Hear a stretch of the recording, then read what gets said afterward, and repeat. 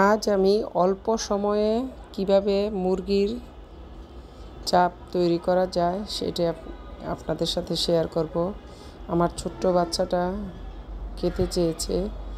আমি মুরগির বুকের মাংসটা নিয়ে ভালোভাবে ফ্রিজে ছিল, ঠান্ডা করে নিয়ে পানিটা ঝরিয়ে ছেঁচে নিলাম। হালকাভাবে ছেঁচতে হবে যাতে মশলাটা ভিতরে যায়, মাংসের ভিতরে মশলাটা পারফেক্টভাবে যায়। আমি দেখেন আস্তে আস্তে করে শিল দিয়ে ছেঁচে নিয়েছি, হয়ে গেছে। আরও 2 পিস আছে, আমি ওই 2 পিসও ছেঁচে নিব। দেখেন এই বাকি 2 পিসও ছেঁচে নিচ্ছি। এই চাপটা কিন্তু খেতে খুব মজা হয়, খুবই অল্প সময়, আমি 3 মিনিটের মধ্যেই এটা শেষ করেছি। দেখেন এখন কিমার মশলা দিব আর ঘরোয়াভাবে যে মশলাগুলো আছে সেগুলোই দিব। প্রথমে আমি দিলাম লবণ পরিমাণ মতো, ধনিয়ার গুঁড়া দিয়ে দিলাম, জিরার গুঁড়া দিলাম, হলুদ দিয়ে দিলাম পরিমাণ মতো, হালকা কিমা মশলা দিলাম, আর এটা দিলাম মরিচের গুঁড়া, ঘরোয়া মরিচের গুঁড়া 2 চামচ দিয়েছি কিমার মশলা। এই যে এটাও কিমার মশলাটা দিয়ে দিয়েছি। কিমার মশলাটা কিন্তু আপনি যে কোনো দোকানে পাবেন। এই মশলাটা দিলে কিন্তু আলাদা একটা ফ্লেভার আসে আর খেতেও খুব মজা হয়। লবণ আর একটু দিয়ে দিলাম, কারণ আপনারা লবণ যেমন খান সেরকমই দিবেন।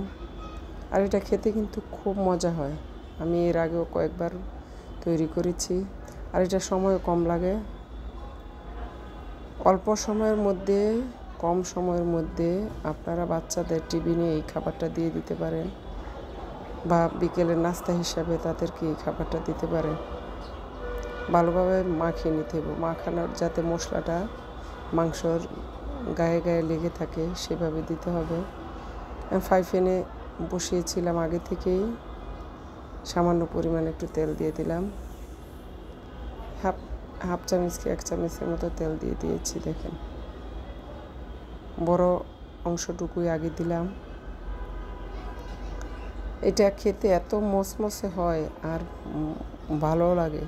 আমি সাথে একটু বেসনও দিয়েছি, এই সামান্য ছোট 1 চামচের মতো বেসন, গোলা বেসন দিয়ে দিয়েছি। দেখেন আমার বাচ্চারা এইসব খাবার খুব পছন্দ করে। তাদের যদি প্রতিদিন আপনি এই খাবারগুলো দেন তারা খেতে পারবে, কিন্তু সময় পেলে আমি তাদেরকে এই খাবারগুলো তৈরি করে দিই। দেখেন কত সুন্দর।